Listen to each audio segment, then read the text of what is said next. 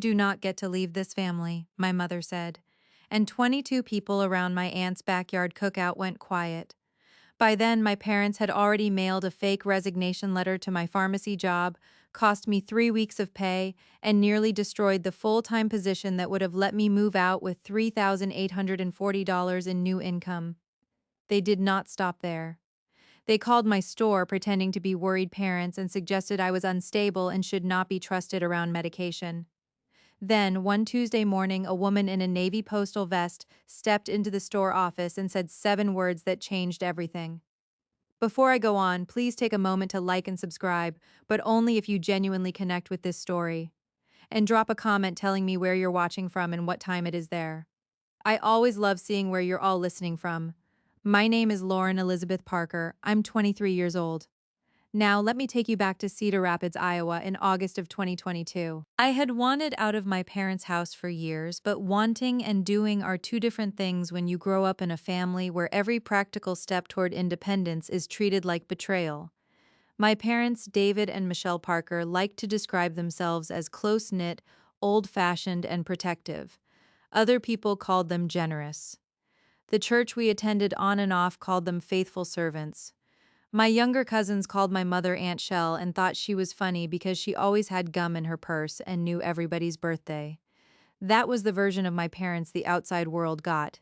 At home, they were precise about ownership. Their rules, their schedule, their interpretation of every event. Their right to be consulted before I made any decision that might shift the balance of what they expected from me. By 23, I was working as a pharmacy technician trainee at a regional grocery pharmacy on the southeast side of town. It was not glamorous work, but I liked it more than I ever expected. The pharmacy smelled like printer paper, hand sanitizer, and that faint, bitter sweetness of pill dust that clung to the counting trays no matter how often we wiped them down. I liked the routine of it, the labels spitting out in neat rows, the low hum of the refrigerators, the way older patients softened when you remembered their names and asked whether their knee was doing any better this week. There was steadiness in it. If I kept my certification on track and made full time, I could finally leave. My plan was painfully ordinary. I had a spreadsheet on my laptop with projected rent amounts, utility estimates, and a line for a security deposit. I had been setting aside money from every paycheck, sometimes $40, sometimes $120, depending on how much overtime I got. I had narrowed my apartment search to 3 small buildings within a 15-minute drive of the store.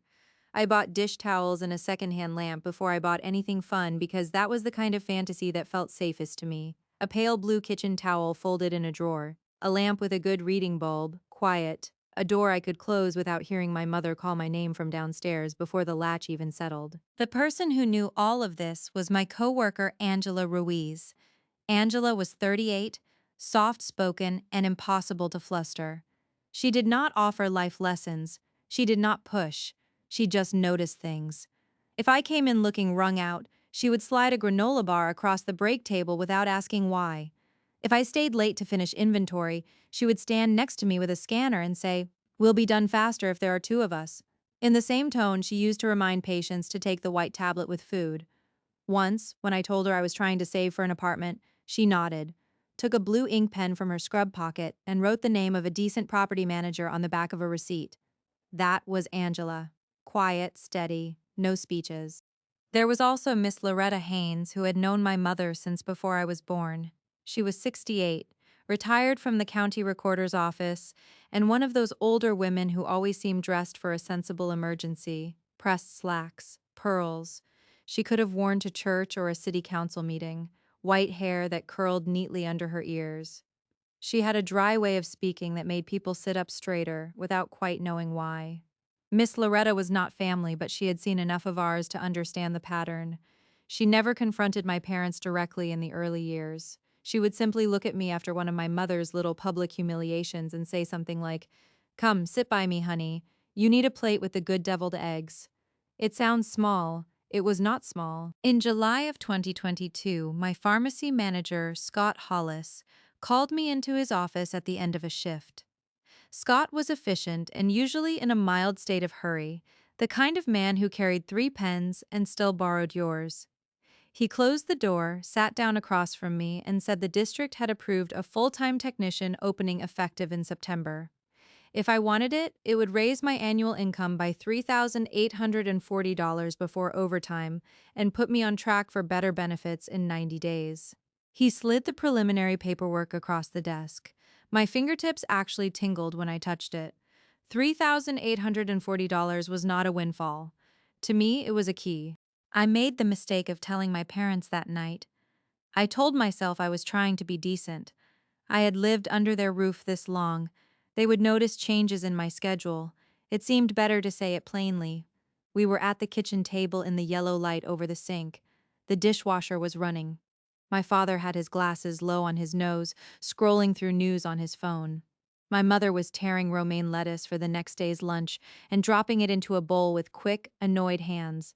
She looked up first. Full-time means what exactly? 38 to 40 hours a week, I said, and probably some Saturdays. It starts in September. My father did not look up from his phone. That is a lot of hours for a girl your age. I remember that sentence because I had heard versions of it my whole life. Too many hours, too late to be out, too ambitious, too independent, too eager. There was always some soft domestic wording wrapped around the same point.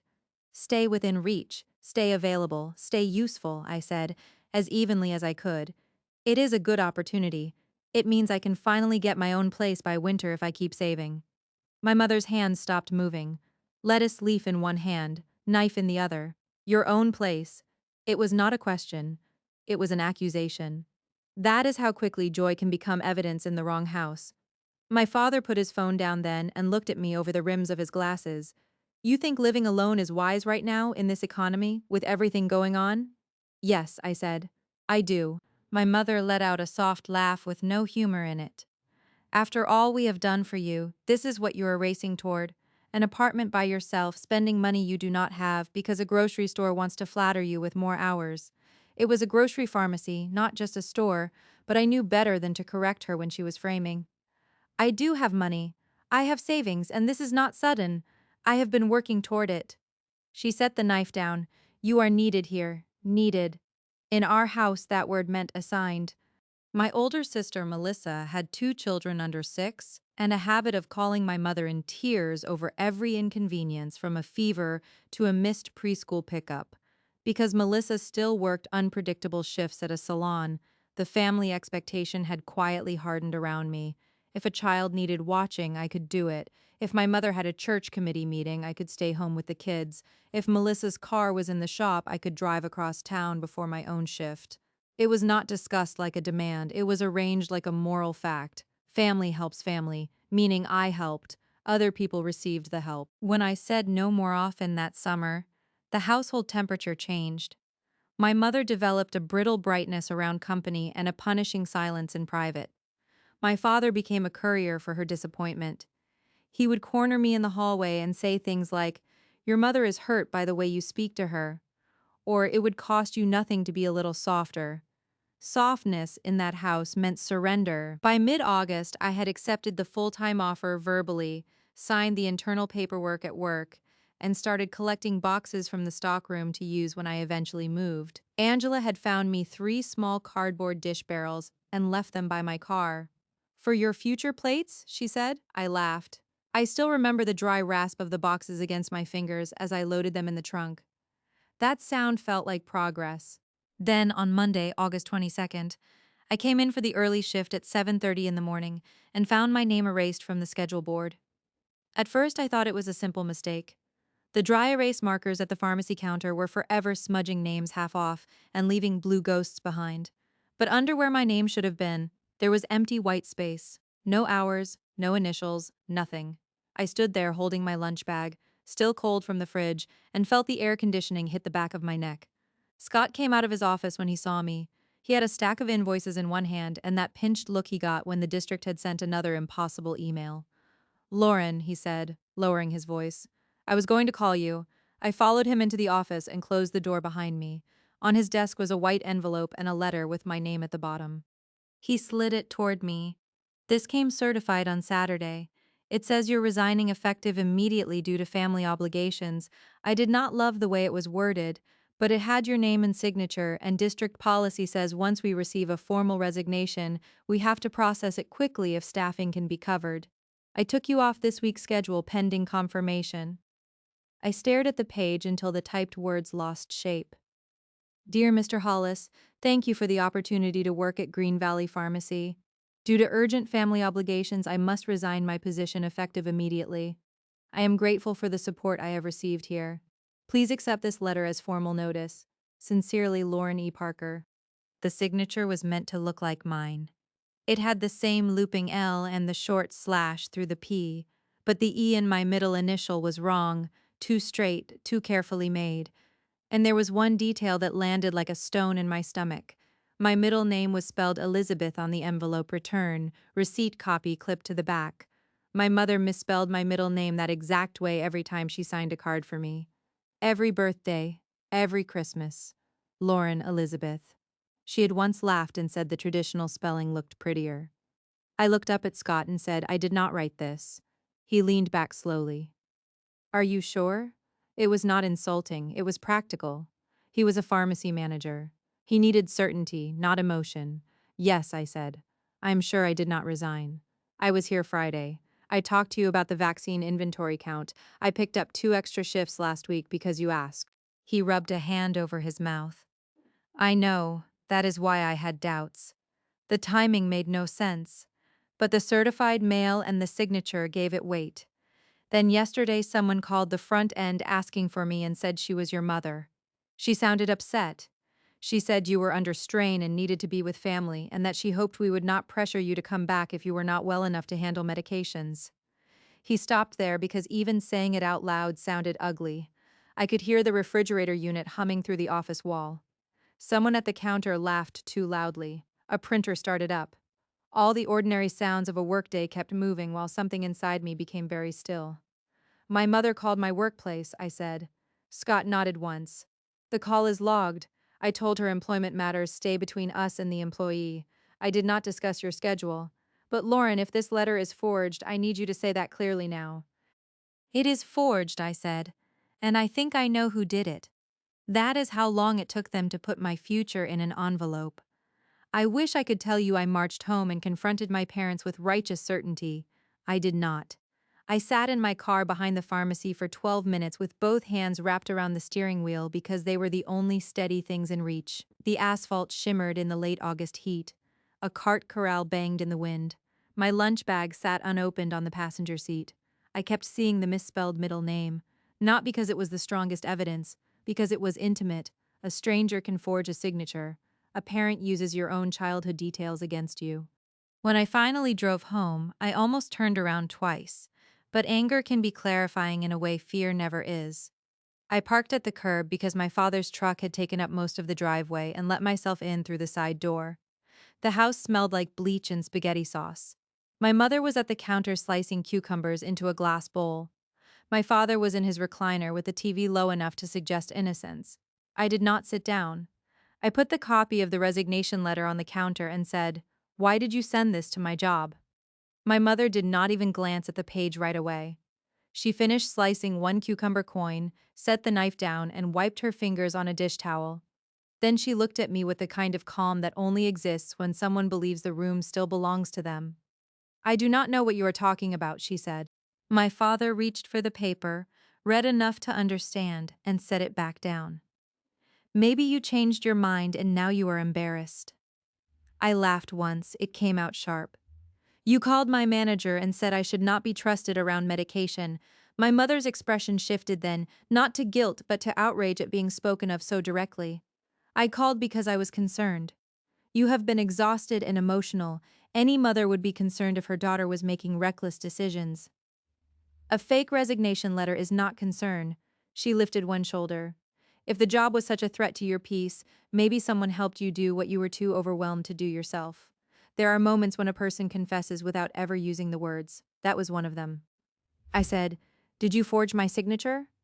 My father stood up at that point, not fast, but in the slow, deliberate way he used when he wanted to take up more room.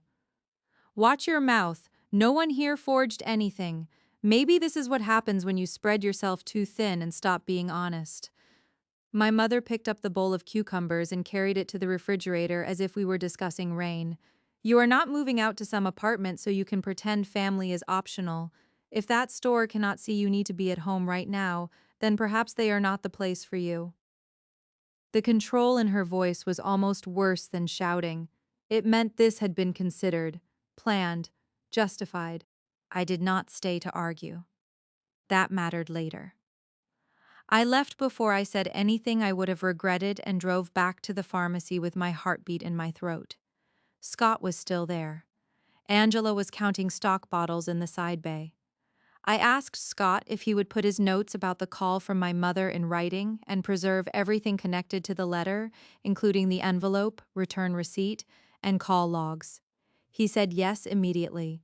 Then he called District Human Resources while I sat in the office and repeated, in his clipped managerial voice, that an employee disputed a resignation as potentially fraudulent and there might be harassment from a family member. Hearing him say it made the situation real in a way my parents never intended. By that evening, I had done three things. I emailed Scott from my personal account stating in plain language that I had not resigned and believed a forged letter had been sent without my knowledge. I drove to the Cedar Rapids Police Department substation and filed an incident report for forgery and interference with employment, and I went to Angela's apartment because she had texted, "I made soup, if you want some, no need to answer, just come." She lived in a small brick complex with broadleaf hostas by the steps. Her apartment smelled like onions, cumin, and clean laundry.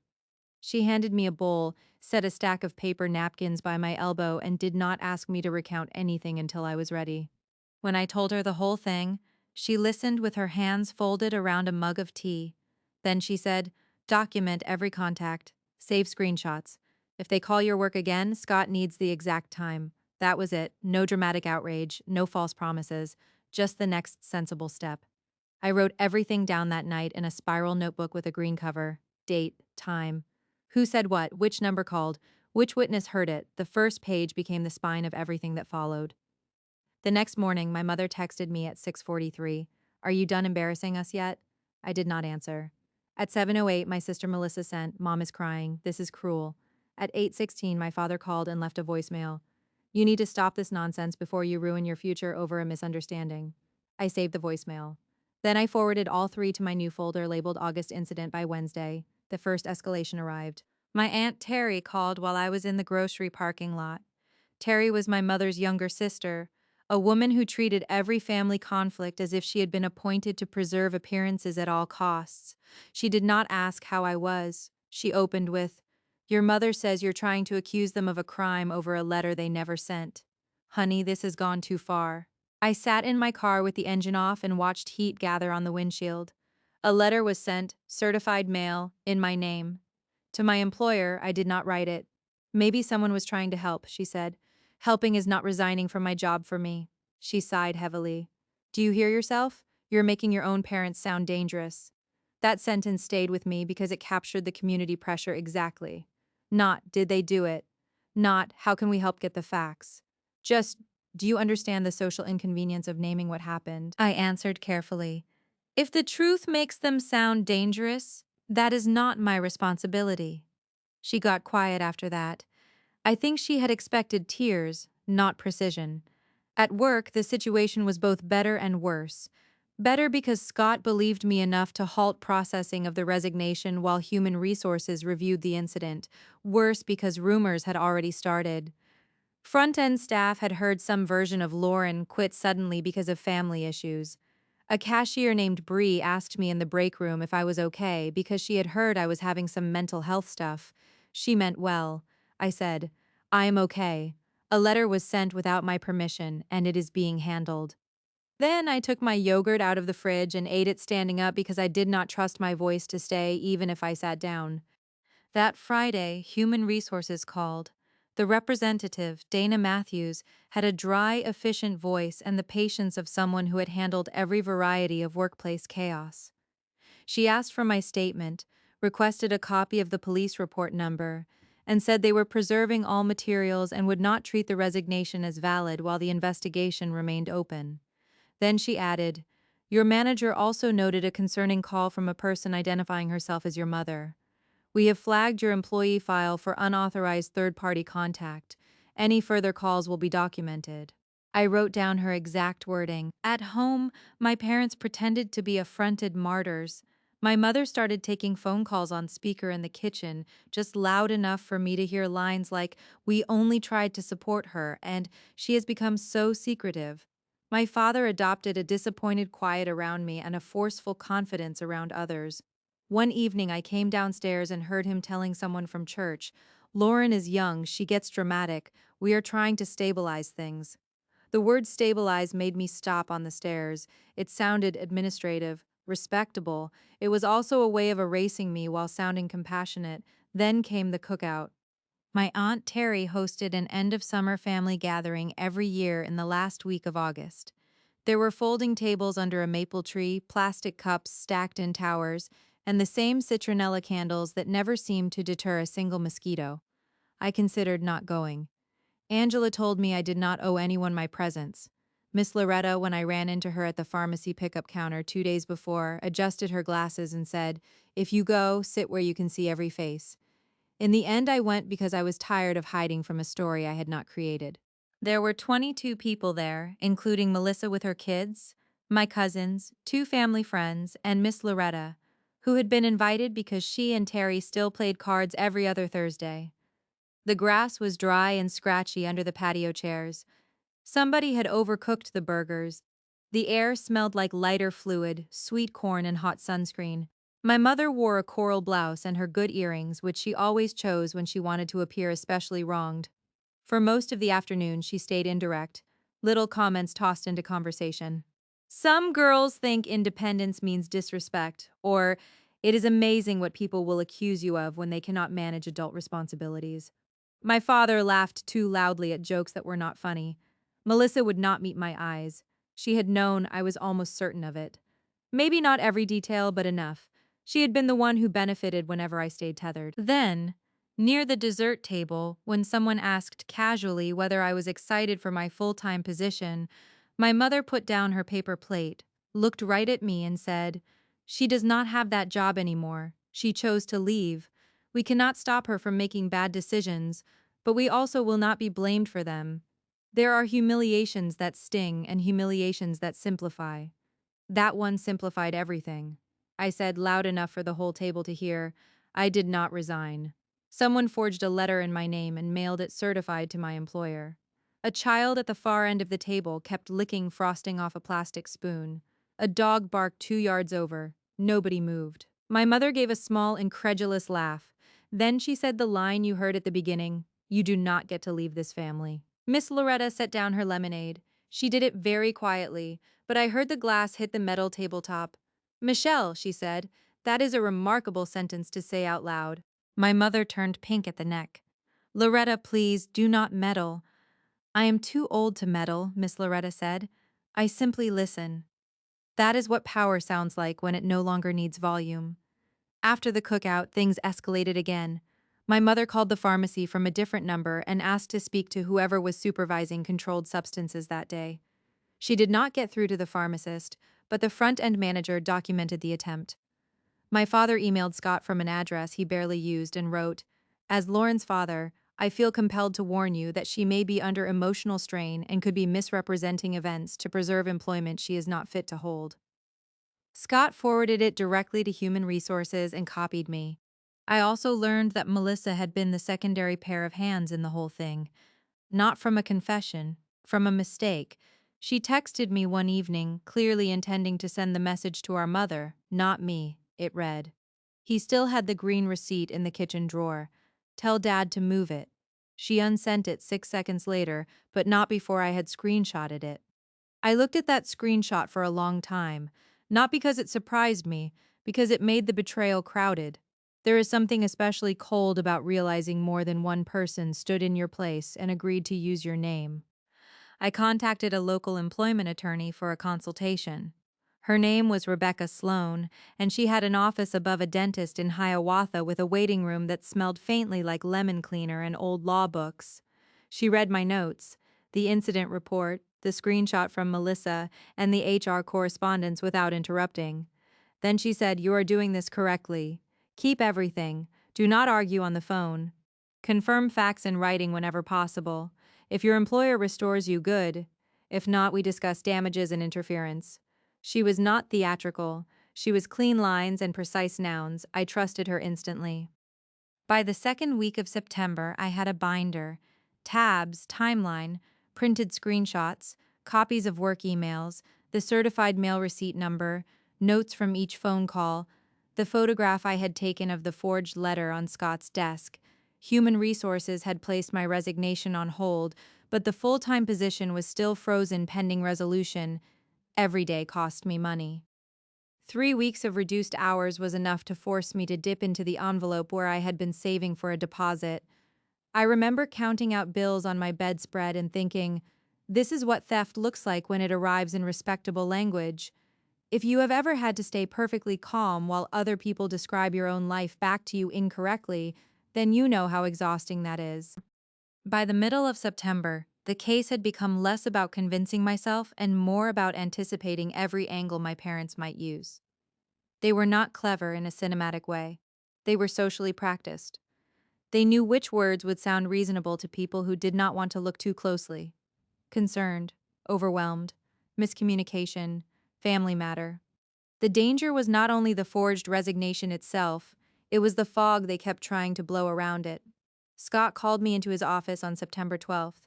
He shut the door, sat down, and turned his monitor so I could see.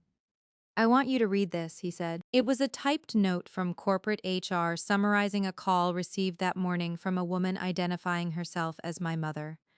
She had claimed she feared I was retaliating against my family because they had tried to intervene in a deteriorating situation. She suggested that if the company kept me employed, they should consider whether I was safe to have around sensitive medication. The representative had ended the call and attached the note to the unauthorized contact alert on my file. I read it twice. My skin felt cold, Scott said. I am documenting every contact. Dana is not amused for what it is worth, neither am I. Thank you, I said. He folded his hands. Lauren, if this continues, we may have corporate legal step in. I know this is your family, but do not protect them with silence. That sentence mattered. Because when harm comes from inside a family, people so often treat your restraint as proof the harm must not be serious. But silence is not evidence of peace. Sometimes it is evidence of training. I left his office and found Angela in the immunization supply room, sorting syringes into bins. The room smelled like cardboard and alcohol wipes. I told her what my mother had done. She listened, then reached into her scrub pocket, took out a hair tie, and put it around the tabbed binder I was carrying because one corner had started to flare open. There, she said. Now it travels better. That tiny practical gesture made me want to cry more than any speech would have. That week, Miss Loretta called me for the first time directly about the situation. Her number came up just after dinner, and when I answered, she said, I am not calling to pry, only to confirm whether my eyes and ears are still in working order. I smiled despite myself. They are. Good, she said. Because your mother is telling people at church that you forged the resignation yourself for attention, then blame them when your manager did not beg you to stay. I sat down on the edge of my bed. She is saying I forged my own resignation. To at least 6 women over sheet cake in the fellowship hall, Miss Loretta said. I counted. Do with that what you will. I closed my eyes. The fellowship hall, the beige walls, the coffee urns, the smell of frosting and old carpet. My mother loved that room because stories traveled there quickly and politely. Thank you for telling me, I said. Honey, she said, and her voice softened in that rare way it did. That is not gossip. That is witness. That is how long it took them to recruit the whole room. The next day, I emailed Rebecca Sloan, my attorney, and copied myself. Subject line: additional defamatory statements and workplace interference. I listed what Miss Loretta had reported, what Scott had documented, and the dates of each unauthorized contact. Rebecca replied within an hour. Continue no direct engagement, send me any new written materials. If church statements become relevant to damages, we use them. Her steadiness helped me stay in the lane that would protect me later. Then came the audience moment in my own head. The point where I had to ask myself a question I think many women know too well. How much proof do you gather before you're allowed to stop hoping they will behave like parents? I want to ask you, if you were 23 and your own mother had called your workplace to suggest you were unstable, How many times would she get to try before you stopped calling it a misunderstanding? I did not know the answer at first. I know it now. A break in the case came from a detail so ordinary it almost feels fictional in hindsight. Certified mail leaves a trail, a green receipt, a branch location, a transaction time. Scott had kept the return receipt. Rebecca advised me to request the post office records through proper channels, rather than trying to play detective alone. With the police report number and the mail piece information, we learned the resignation letter had been sent from the neighborhood postal branch on First Avenue East on Saturday, August 20th at 10:17 in the morning. That mattered for two reasons. First, I was at work that morning from 9 until 2. The pharmacy time logs proved it. Second, that branch was not the one I ever used. It was, however, the one closest to my parents' house. I went there with Rebecca's guidance a few days later, not to demand answers, but to ask whether anyone recalled a certified mailing around that time. I expected nothing. Postal clerks see thousands of envelopes. But the woman at the counter that morning, whose name tag read Denise Hall, glanced at the photocopy of the receipt and frowned. She was in her early 50s, brisk and sharp-eyed, with navy nail polish and the practiced speed of someone who had spent years sliding stacks of forms under windows. Certified on a Saturday at 10:17, she said. That was me. My pulse jumped. Do you remember the customer? She tapped the receipt with one fingernail. Maybe. Why? I explained carefully that a letter had been mailed in my name without my permission to my employer, and there was an open police report. Her posture changed. Not suspicious exactly. Professional. Wait here, she said. She disappeared into the back office for several minutes, then returned with her supervisor, a man named Carl Jensen, who took my report number and Rebecca's business card. Denise studied me, then said, older man, khaki cap, impatient, wanted to know if certified made it official enough that the recipient had to accept it.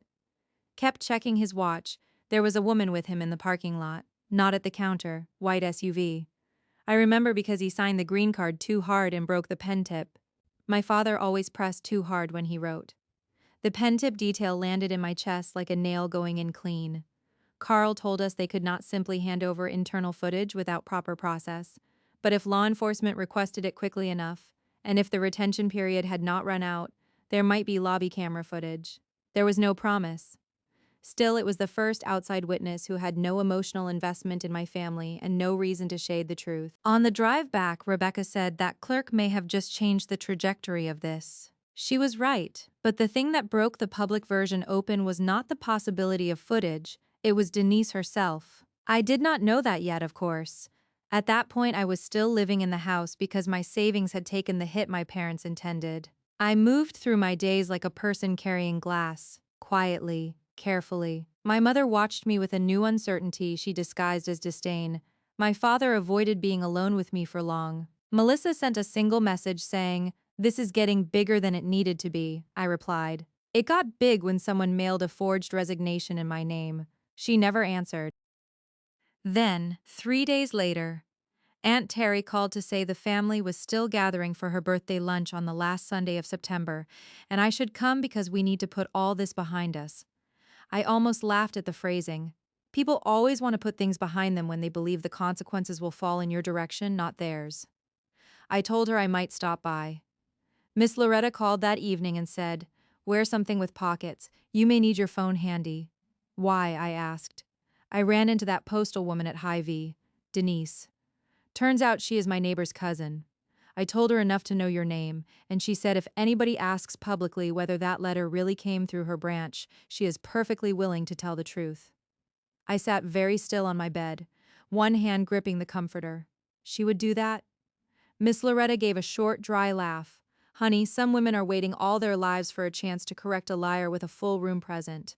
That line stayed with me because it was funny. Yes, but it was also exact. My mother had spent years counting on decorum to protect her. She never planned for another older woman to value truth more than politeness. The Sunday lunch was at a church annex room with fluorescent lights and folding banquet tables because Aunt Terry wanted room for 30 people and did not trust the weather. There were aluminum pans of baked ziti, 2-sheet cakes, and a coffee urn humming at the back. The carpet smelled faintly of dust and old creamer. I arrived 10 minutes late on purpose and took a seat near the side wall, not the center. Miss Loretta sat 2 chairs down from me in a navy blouse and pearl studs, one hand resting on her purse like she already knew she would not have to open it. My mother was in performance mode, bright voice, tight smile, the kind of hostess energy she adopted whenever she believed public consensus could still be shaped. At some point, inevitably, someone asked whether I had sorted things out at work. My mother gave a little sigh and said, "We are praying." Sometimes young women create storms around themselves, and the best a family can do is love them through it. I did not answer, I did not have to. Because at that exact moment, Denise Hall stepped into the annex room carrying a Tupperware dish covered in foil. I had not invited her.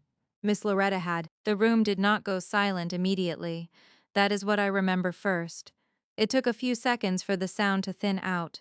Plastic forks against paper plates, a chair scraping, somebody laughing near the coffee urn. Denise stood just inside the doorway in her navy slacks and pale blue cardigan, holding what looked like macaroni salad. She had the same brisk expression she wore at the post office, only now there was a trace of amusement at one corner of her mouth, as if she already understood she had walked into theater and had no intention of performing beyond the truth. Aunt Terry hurried over first because she recognized an extra body before she recognized an opportunity. "Can I help you?" Denise smiled politely. "I am Denise Hall." Loretta said this was a potluck situation. Miss Loretta, without getting up, said, "It is set that right over there, Denise, and if anyone asks, yes, you are exactly who I hoped would come." Several heads turned at that. My mother's smile faltered for half a second. My father, who had been pouring coffee, lowered the pot very carefully back onto the warmer. Melissa looked from me to Denise and then down at her plate. Denise set her dish on the food table, peeled off the foil, and revealed deviled eggs instead of macaroni salad. It was such a normal domestic sight that for one surreal moment I wanted to laugh. The woman who would end my parents' story had arrived with paprika on top of eggs. Aunt Terry attempted control. "Well, everyone, let's sit down. We were just talking about Lauren's work situation," Miss Loretta said. "Yes, we were." Then she turned to Denise. "Would you mind telling this room what you told me at Hy-Vee about the certified letter mailed on August 20th? You could feel the attention lock in. Denise did not grandstand. That was the beauty of it.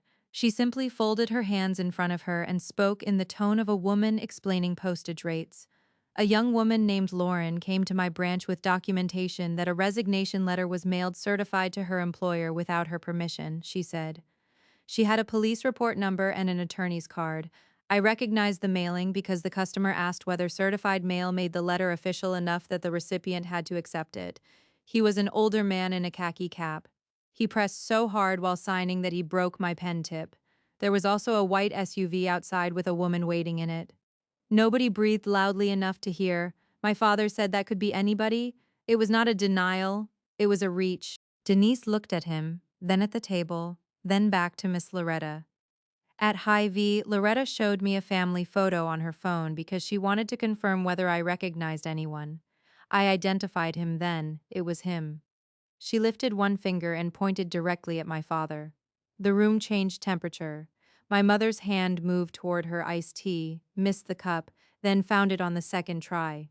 Melissa set her fork down with too much care. Aunt Terry actually closed her eyes for a second, as if maybe if she darkened the room herself, the facts would become less visible. My father cleared his throat. "You are mistaken." Denise did not raise her voice. "No, sir, I am not." And because there was a report number involved, my supervisor noted the transaction details and preserved what he could. If law enforcement requests the lobby footage within retention, they can review it. But I do not need footage to remember a man who broke my pen asking if certified mail would force a resignation through. That was the line. Not loud, not dramatic. Final. My mother opened her mouth, and for a brief second I thought she might attempt another round of concern language. But all that came out was, "Michelle, no, I mean, we were only trying to—" Then she stopped. Even her own sentence would not hold. There was the villain's silence the script of their lives had never prepared for. Not confession, not apology, just a small broken sentence collapsing under the weight of an outside witness. Miss Loretta leaned back in her chair and took a sip of coffee. "Well," she said, "that does seem to answer the mailing question. And because no family system survives first contact with an uninterested outsider, the rest began to unravel on its own. Melissa started crying quietly, not in a dramatic way, in a stunned, private way, as if she had just realized the room had turned and there was nowhere left to put her eyes. She looked at me once, then down at her lap. "I told them not to use the church mail slot," she said. It slipped out of her before she could stop it. Her own reckoning arrived not as virtue but as fatigue. I said it would be too obvious. No one moved for a full second after she said that. Then Aunt Terry sat down hard in the nearest folding chair, as if her knees had been cut from under her. My father said very softly, "Melissa." She flinched. That was her humanizing moment, if you want to call it that. Not redemption. Nothing so clean. Just the miserable truth of a woman who had gone along with something ugly because she liked the convenience it bought her, suddenly forced to hear herself from outside. I had not spoken yet. I did not need to. That was the point.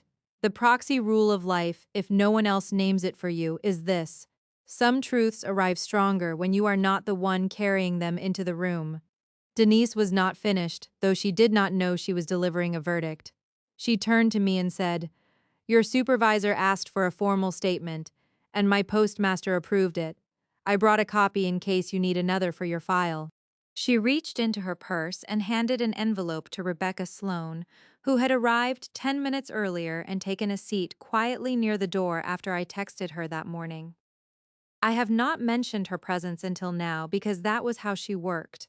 She did not rush in to save me. She simply appeared when needed, sat down, and waited for the law to become relevant. She opened the envelope, scanned the page, and said, "This is signed and notarized. Excellent." My mother made a small sound then, not a word, more like someone inhaling against pain. Rebecca stood. She did not raise her voice either. "For clarity, I represent Lauren Parker. We have already provided Green Valley Pharmacy with documentation disputing the forged resignation and records of repeated unauthorized contact intended to interfere with her employment. This witness statement will be forwarded today. I strongly suggest no one in this room contact her employer again. Again, no theatrics, just perimeter." My father sank back into his chair. His mouth opened, then closed. He looked at the tablecloth instead of at me. My mother's fingers kept smoothing the edge of a paper napkin until it tore in a straight line. That small shredding sound was louder in my memory than any speech could have been. Miss Loretta reached over and patted my wrist once. "There we are," she said. "Now the truth has proper shoes on." I nearly laughed and cried at the same time. What happened next was the part my parents never accounted for. Once an outside witness speaks in a room full of relatives, the burden shifts. Suddenly, everybody who had been neutral becomes a historian. Aunt Terry started asking practical questions no one had dared ask before. "You mailed it? Why would you mail it? You called her job too?" One cousin got up and moved to another table altogether, taking her teenage daughter with her. A family friend from church quietly gathered her purse and left without taking cake. No one looked at me like I was unstable anymore. They looked at my parents like they had misjudged the floorboards.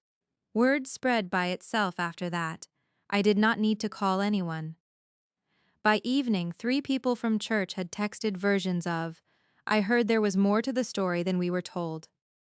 One woman apologized directly for repeating what my mother had said in the fellowship hall.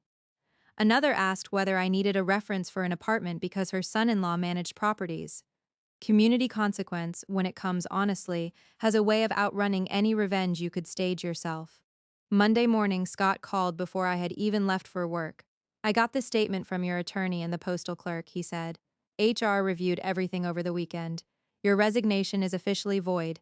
You were never considered voluntarily separated. Your full-time offer stands effective next pay period.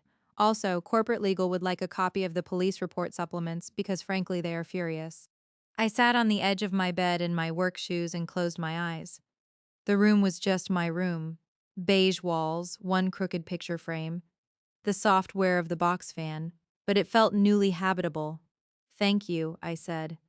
Scott cleared his throat. "For what it is worth, Lauren, I'm sorry this happened to you. At work that day, Angela met me in the supply room and handed me a small paper bag. Inside were two ceramic mugs wrapped in newspaper. Blue glaze, slightly uneven. "For your apartment eventually," she said. "No rush. That is how some people love you. Not by making speeches over your pain, by assuming your future is still coming and putting a mug in your hand to prove it." The police report moved slowly after that, as these things do, but slowly did not mean nowhere. The additional witness statement, the screenshot from Melissa, the employer documentation, and the record of repeated contacts created the kind of paper trail my parents had spent years believing they could outtalk.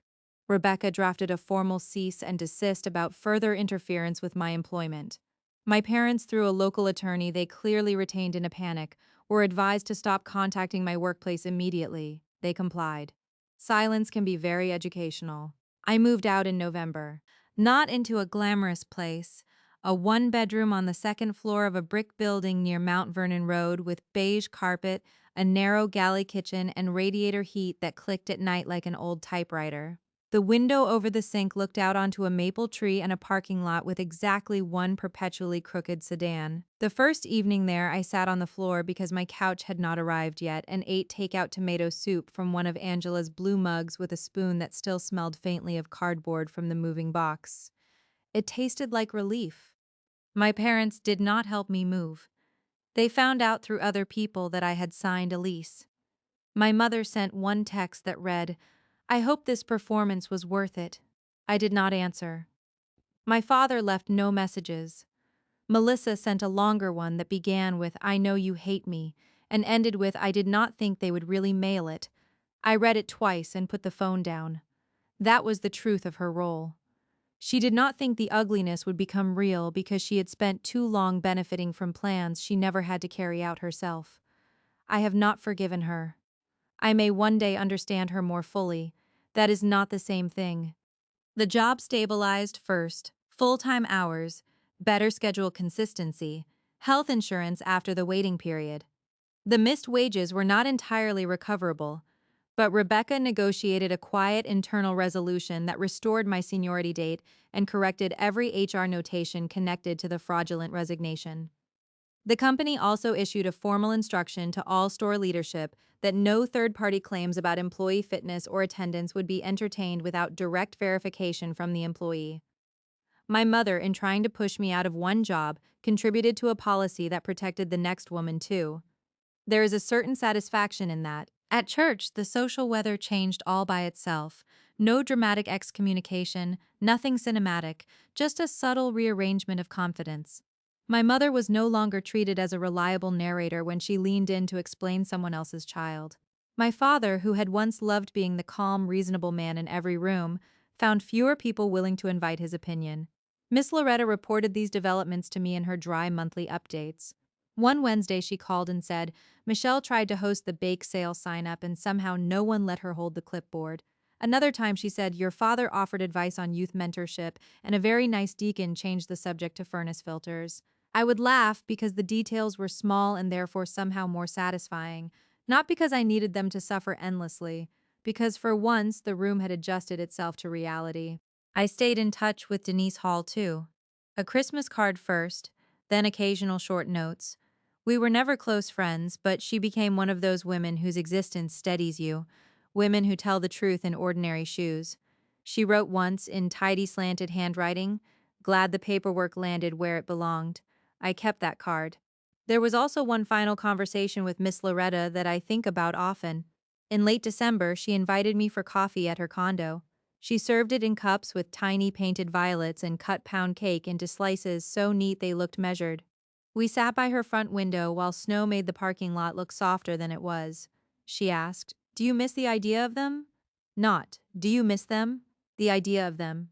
I looked down into my coffee for a moment. "Yes," I said. "I think I do.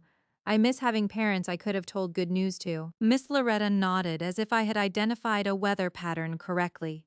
"That grief is real. It has nothing to do with whether you were right."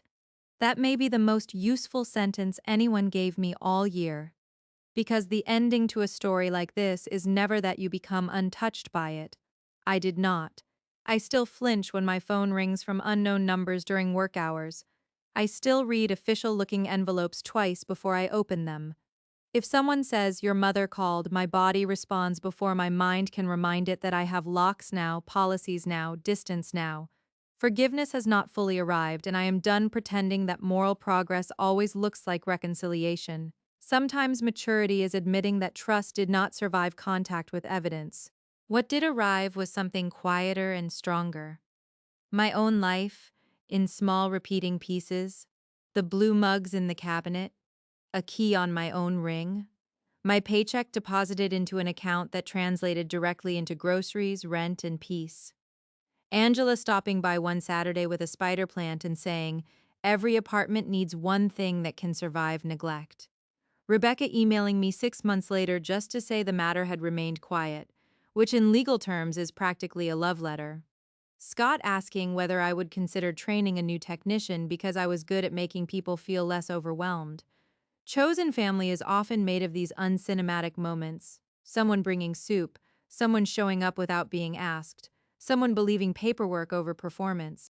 Last spring, I had 6 people in my apartment for a very plain dinner.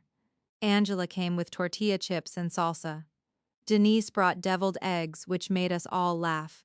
Rebecca stopped in after another appointment, still carrying a leather folio. Miss Loretta arrived in a green jacket and handed me a fern, then inspected my bookshelves with approval. We ate baked pasta from mismatched bowls and talked about everything except my parents for almost 2 hours. At one point, I stood in the kitchen rinsing plates while their voices carried in from the living room, low and easy, and I had a thought so simple it almost hurt. This is what home sounds like when no one is trying to own you. If you are listening to this and you are still in the part where everyone around you wants the peace of your silence more than the truth of your safety, I want to say one thing very clearly. Calm is not weakness. Documentation is not cruelty. Refusing to help people bury what they did to you is not bitterness. Sometimes the most powerful thing a woman can do is keep a copy, tell the truth once, and let the right outsider walk it into the room. I still work in pharmacy. I'm 24 now. I got the apartment. I got the promotion. I got to keep my name attached to my own work. My parents lost something too, though I did not take it from them. They lost the easy confidence that nobody outside the family would ever challenge their version first. That kind of loss is not loud, it is permanent. Tonight, as I am telling you this, there is a loaf of bread cooling on my counter because Angela swore the recipe was impossible to ruin and I wanted to prove her wrong. The radiator is clicking again. My phone is on silent. Miss Loretta texted earlier to say she found a set of mixing bowls at an estate sale and I am not allowed to argue about taking them. There is laughter in my recent memory that does not need to be explained. There are people in my life who chose to be here. That is enough for now. More